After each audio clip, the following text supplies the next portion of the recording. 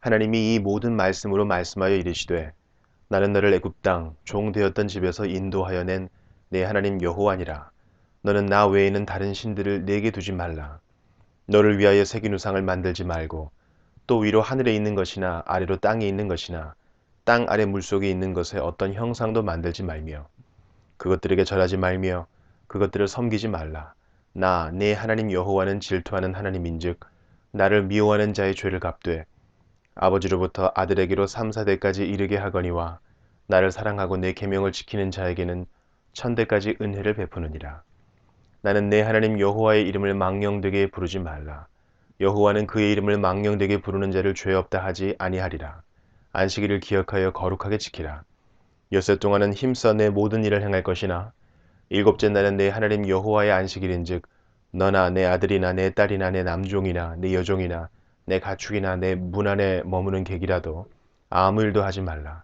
이는 엿새 동안에 나 여호와가 하늘과 땅과 바다와 그 가운데 모든 것을 만들고 일곱째 날에 쉬었습니다. 그러므로 나 여호와가 안식일을 복되게 하여 그날을 거룩하게 하였느니라.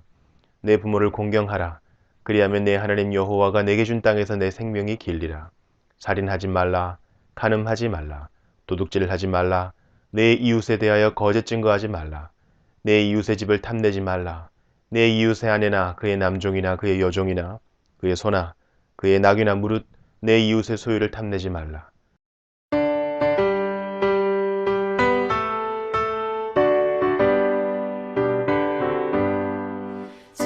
찬송하는 소리 있어 서로 기뻐하도다.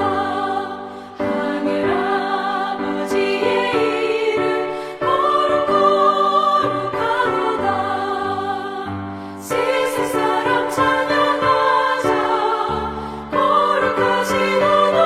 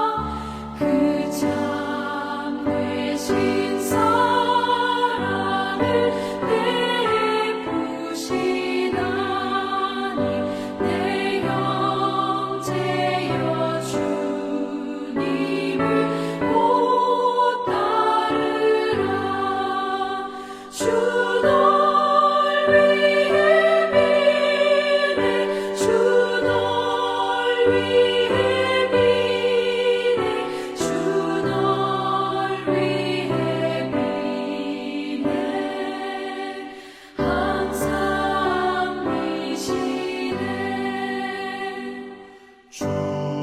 주께서 풍성한 은혜를 내려 내 영혼이 나날이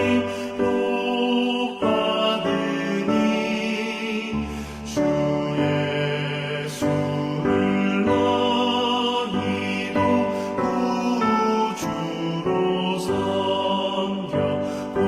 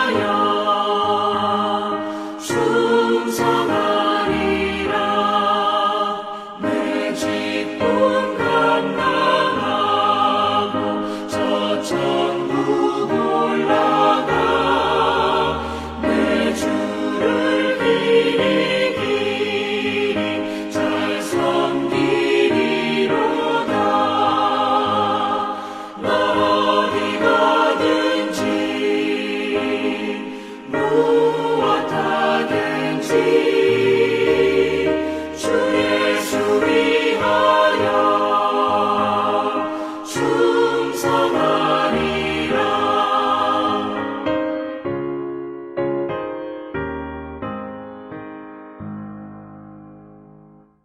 오늘은 지난주에 이어 누가복음 22장 54절부터 보겠습니다. 우리는 지난주에 예수님께서 겟세마네 동산에서 기도하시다가 가룟 유다를 앞장 세운 대제사장을 중심으로 한 장로들 그리고 군인들에게 잡히시는 장면까지 살펴봤습니다. 잠시 52절과 53절을 보시면 예수님을 잡으러 온 그들에게 강도를 잡는 것 같이 칼과 뭉치를 가지고 나에게 나왔느냐 라고 하십니다. 그리고 이어서 날마다 너희와 함께 성전에 있을 때에 나에게 손을 대지 못하였으나 그러나 이제는 너희의 때요 어둠의 권세로다 이렇게 말씀하십니다.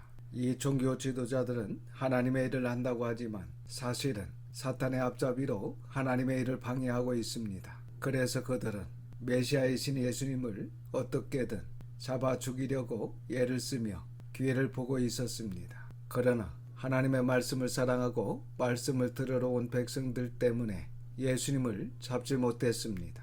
그런데 지금 가룟 유다의 배신과 그의 도움으로 밤에 제자와 함께 기도하는 시간에 예수님을 잡으러 왔던 것입니다. 전혀 회개하지도 뉘우치지도 않고 사탄의 종이 되어버린 가룟 유다와 이 종교 지도자를 통해 역사하고 있는 어둠의 권세를 가진 사탄과 악한 영들은 하나님의 아들로 오신 예수님을 결박하여 가게 됩니다. 지금은 사탄의 때 이 어둠의 권세 앞에 하늘의 권세, 하나님의 권세를 나타내지 않으시고 마태복음 26장 54절 말씀처럼 성경을 이루시기 위하여 그리고 우리와 온 인류를 죄와 죽음에서 해방시키기 위하여 인간이 되신 예수님께서 제물이 되시기 위해 잡혀가십니다. 그리고 그들은 예수님을 결박하여 먼저 대제사장 가야바의 장인 안나스의 집으로 데리고 갑니다. 그리고 그곳에서 베드로가 예수님을 모른다고 부인을 합니다. 그리고 대제사장 가야바에게로 와서 예수님께서 신문을 받게 됩니다. 베드로가 두 번째로 예수님을 모른다고 부인을 한 후 1시간 후에 그곳에서 예수님을 모른다고 부인을 합니다. 그 다음에 산헤드린 공회에서 신문을 받고 총독 빌라도에게 끌려가 신문을 받습니다. 그리고 가룟 유다가 자살을 합니다. 분봉왕 헤로데에게로 가서 신문을 받게 되고 다시 총독 빌라도에게 가서 재판을 받게 됩니다. 그러니까 종교 권력자인 안나스, 가야바, 산헤드린 공회에서 신문을 받습니다. 그리고 정치 권력자들로부터 신문을 받으시는데 빌라도와 헤로데에게로 가서 신문을 받으시고 결국은 빌라도에 의해 사형언도를 받게 됩니다. 이것이 사복음서에서 말씀하시는 예수님의 고난의 순서입니다. 그리고 54절부터 62절은 베드로가 예수님을 부인하는 장면이 나옵니다. 54절과 55절입니다. 예수를 잡아 끌고 대제사장의 집으로 들어갈새 베드로가 멀찍이 따라가니라. 사람들이 뜰 가운데 불을 피우고 함께 앉았는지라. 베드로도 그 가운데 앉았더니 예수님께서 겟세마네 동산에서 붙잡혀 그 당시 대제사장의 집으로 끌려갔을 때 다른 제자들은 다 어디론가 도망가 버리고 그래도 베드로는 멀찍이 남아 예수님을 따라갑니다. 요한복음 18장을 보시면 예수님께서 대제사장의 가야바의 장인 안나스의 집으로 끌려갔을 때 시몬 베드로와 또 다른 제자 한 사람이 예수님을 따라갔는데 이 제자는 제사장 안나스를 알고 있으므로 대제사장의 집들에 들어갔지만 베드로는 들어가지 못하고 문 밖에 서 있을 때 제사장의 집으로 들어간 다른 제자가 문을 지키는 여자에게 부탁하여 베드로도 제사장의 집으로 들어갔다고 합니다. 아마 여기 나오는 또 다른 제자 한 사람은 70명 제자 중 한 사람으로 누가복음 23장 50절과 51절에 나오는 예수님을 죽이고자 하는 공의원들의 결의에 반대한 아리마다 요셉이 아닌가 그렇게 생각합니다. 56절에서 58절입니다. 한 요정이 베드로의 불빛을 향하여 앉은 것을 보고 주목하여 이르되 이 사람도 그와 함께 있었느니라 하니 베드로가 부인하여 이르되 이 여자여 내가 그를 알지 못하노라 하더라. 조금 후에 다른 사람이 보고 이르되 너도 그 도당이라 하거늘 베드로가 이르되 이 사람아 나는 아니로라 하더라.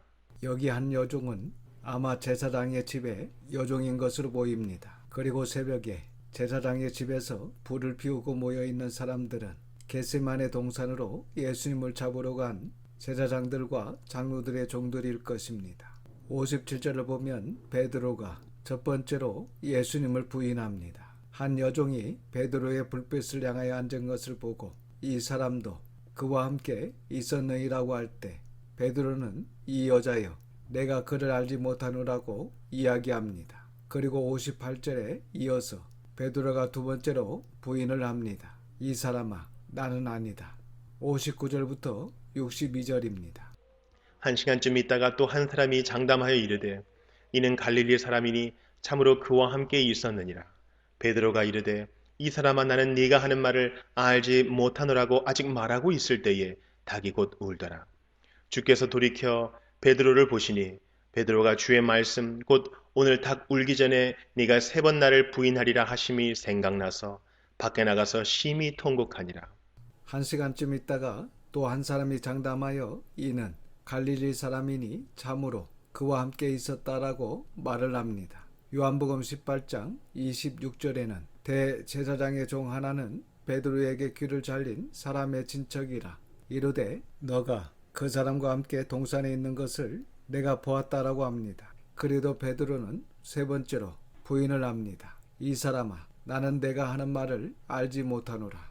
마태복음 26장 74절에는 그가 저주하여 맹세하여 이르되 나는 그 사람을 알지 못한다고 하니 곧 닭이 울었다라고 기록이 되어 있습니다. 그가 저주했다는 것은 자신을 저주까지 하면서 예수님을 알지 못한다고 한 것입니다. 이렇게 베드로가 예수님을 모른다고 세 번째 부인하는 말을 하고 있을 때에 닭이 울고 예수님께서 베드로를 바라보십니다. 아마 예수님과 베드로가 서로 눈이 마주쳤을 것입니다. 그리고 그때 베드로는 예수님께서 하신 말씀이 생각이 나서 대제사장의 집 밖으로 뛰쳐나가 매우 크게 통곡을 합니다. 앞에서 살펴봤지만 예수님께서 베드로에게 유혹에 빠지지 않도록 기도하라. 시험에 들지 않게 일어나 기도하라고 말씀하셨습니다. 하지만 기도하지 않았던 베드로는 결국 시험에 들게 됩니다. 기도하지 않았던 베드로는 가장 중요한 사랑의 고백을 할 수 있는 자리에서 시험에 들었던 것입니다. 여러분 늘 깨어서 기도하시길 바랍니다. 그러면 넘어지지 않고 어떠한 시험이든지 이길 수 있습니다. 그리고 61절을 보시면 베드로는 주님께서 하신 말씀이 생각이 났다라고 말씀하고 있습니다. 이것이 중요합니다. 주님의 말씀이 생각이 나면 회복될 수 있습니다. 비록 실수를 하고 실패를 하더라도 말씀이 생각이 난다는 것은 하나님께서 우리에게 용서해 주시고 회복시켜 주시려고 회개하라고 하신 사인입니다. 우리가 살다 보면 개인적으로, 가정적으로, 사회적으로 위기의 순간들이 올 수 있습니다. 그럴 때마다 주님의 말씀이 생각나야 합니다. 베드로가 3년 동안 잤다가 공인하는 예수님의 수제자로 예수님의 사랑과 관심을 받았는데 예수님을 부인하는 것은 큰 실수를 한 것입니다.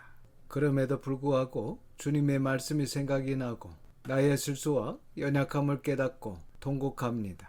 우리도 연약할 때, 부족할 때 하나님의 말씀이 생각나야 합니다. 생각이 나야 회개할 수도 있고 회복될 수도 있습니다. 그리고 생각이 났다면 반드시 회개해야 합니다. 그래야 회복될 수 있습니다. 그런데 하나님의 말씀이 생각이 나려면 하나님의 말씀을 알아야 생각이 나겠죠.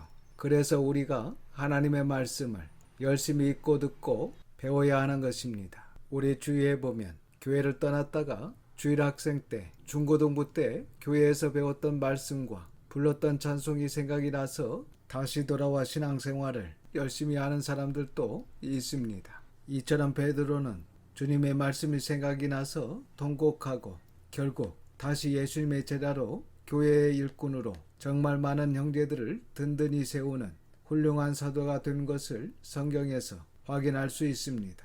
그러나 가룟 유다는 마태복음 27장 3절부터 5절을 보시면 자기가 판 예수님께서 정죄됨을 보고 스스로 뉘우쳤습니다. 그러나 그는 뉘우쳤을 때 진정한 회개를 하지 않고 결국 스스로 결정하여 목매어 죽습니다. 이와 같이 베드로와 가룟 유다가 똑같이 주님을 배반했습니다. 그러나 한 사람은 통곡한 후에 주님의 일을 감당했지만 한 사람은 스스로 결정하여 목매어 자살합니다. 사랑하는 성도 여러분, 혹시 우리도 신앙생활을 하다가 넘어진다 할지라도 회개하고 하나님께로 돌아오시기를 바랍니다. 하나님께 엎드려 회개하고 하나님의 은혜를 구하시기를 바랍니다. 그래서 다시 더 열심히 하나님을 경외하고 사랑하는 자가 되시기를 주님의 이름으로 축원합니다. 63절부터 71절은 사내들인 공회가 예수님을 신문하는 장면이 나옵니다. 63절부터 65절입니다. 지키는 사람들이 예수를 희롱하고 때리며 그의 눈을 가리고 물어 이르되 선지자 노릇하라 너를 친 자가 누구냐 하고 이 외에도 많은 말로 욕하더라. 마태복음 26장 67절에 이에 예수의 얼굴에 침 뱉으며 주먹으로 치고 어떤 사람은 손바닥으로 때렸다고 기록하고 있고 마가복음 14장 65절에는 어떤 사람은 그에게 침을 뱉으며 그의 얼굴을 가리고 주먹으로 치며 이르되 선지자 노릇을 하라 하고 하인들은 손바닥으로 쳤다고 기록하고 있습니다. 하나님이신 예수님께서 하늘 보좌에서 우리를 사랑하시는 아버지 하나님의 뜻을 이루시기 위하여 이 땅에 내려오신 예수님께서 죄인들에게 멸시를 당하시며 죄인으로 정죄를 받으시고 그리고 죄인들에게 뺨을 받으시며 침 뱉음을 당하시고 죄인들에게 이리저리 끌려다니시는 그리고 결국 죽기까지 이것은 성경에 기록된 말씀을 이루시며 우리를 구원하시고자 하시는 아버지 하나님의 사랑과 뜻을 이루고자 하시는 주님의 사랑이십니다. 우리는 이렇게까지 하시는 아버지 하나님의 사랑과 주 예수님의 은혜를 절대로 잊어서는 안 될 것입니다. 66절부터 71절은 사내들인 공회에 서신 예수님을 기록하고 있습니다. 66절부터 71절입니다. 날이 새매 백성의 장로들 곧 대제사장들과 서기관들이 모여서 예수를 그 공회로 끌어들여 이르되 네가 그리스도이거든 우리에게 말하라. 대답하시되 내가 말할지라도 너희가 믿지 아니할 것이요 내가 물어도 너희가 대답하지 아니할 것이니라. 그러나 이제부터는 인자가 하나님의 권능의 우편에 앉아 있으리라 하시니 다 이르되 그러면 네가 하나님의 아들이냐 대답하시되 너희들이 내가 그라고 말하고 있느니라. 그들이 이르되 어찌 더 증거를 요구하리요 우리가 친히 그 입에서 증거를 들었노라 하더라. 새벽같이 많은 고난을 당하신 주님을 날이 밝아오기 시작하자 종교 지도자들이 공회로 모이고 그 자리에 예수님을 세웁니다.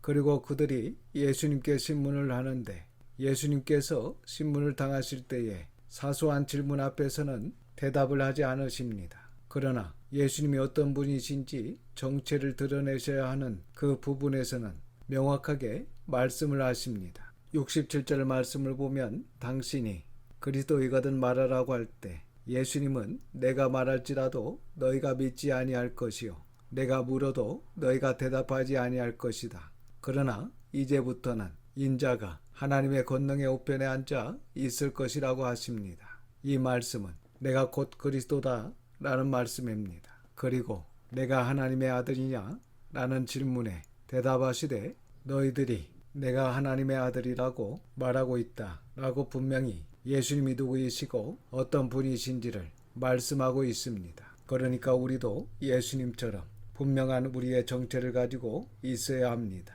누가 너는 그리스도인이냐고 물을 때 그래 너가 말한 대로 나는 그리스도인이다 라고 말을 해야 합니다. 너는 하나님을 사랑하느냐고 물을 때 맞다 나는 하나님을 사랑한다라고 정확히 대답을 해야 합니다. 너는 이 성경에 하나님의 말씀으로 오류가 없다고 인정하느냐 라고 할 때도 그래 맞다 라고 해야 합니다. 그리고 너는 하나님의 말씀을 다 지켜야 한다고 생각하느냐 라고 질문을 할 때도 정직하게 하나님의 말씀을 다 지켜야 한다라는 정확한 여러분의 신앙관을 가지고 있어야 합니다. 이 시간 저와 우리 모든 성도들과 자녀들이 하나님을 정직하게 믿고 하나님을 사랑하되 마음과 뜻과 힘을 다하여 목숨을 다하여 사랑합니다. 라고 고백하며 날마다 죄와 싸우되 피 흘리기까지 대항하여 싸우며 성화의 구원을 이루며 마지막 생명수 강가에 심겨진 생명나무 열매를 먹고 영생하는 영화 구원까지 나갈 수 있기를 주님의 이름으로 축원합니다. 기도하겠습니다. 아버지 하나님, 하나님의 걸어가신 이름을 찬양드립니다. 이 시간 귀한 말씀을 듣게 하시고 깨닫는 마음을 주셔서 감사를 드립니다. 저희를 향한 아버지 하나님의 사랑과 뜻을 이루기 위하여 묵묵히 그 고난의 길을 가신 주님처럼 어떠한 일을 만나더라도 끝까지 주님과 함께하며 어떤 순간에도 가룟 유다와 같이 예수님을 팔고 베드로처럼 예수님을 부인하는 자가 아니라 하나님의 말씀을 바로 보고 바로 듣고 바로 깨달아 지키며 하나님을 사랑하고 주님을 따르는 저희들이 될 수 있도록 성령님의 충만함을 더하여 주시옵소서. 혹이라도 신앙생활 하다가 믿음이 약해 넘어졌다 하더라도 회개하고 다시 돌이켜 믿음에 굳게 서게 하시고 마지막까지 승리할 수 있도록 인도하여 주시옵소서. 이번 한 주간도 하나님의 선한 손의 도우심을 믿고 감사드리며 우리 구주 예수님의 이름으로 기도드립니다. 아멘. 지금은 우리 구원의 주 예수 그리스도의 은혜와 아버지 하나님의 그 넓으신 사랑하심과 성령님의 감화 감동 역사 충만 위로하심이 어떤 상황에서도 주님을 배신하지 않고 생명을 말씀을 온전히 지키는 우리 모든 성도들과 자녀와 가정 위에 함께 하시기를 예수님의 걸어가신 이름으로 축원하옵나이다. 아멘.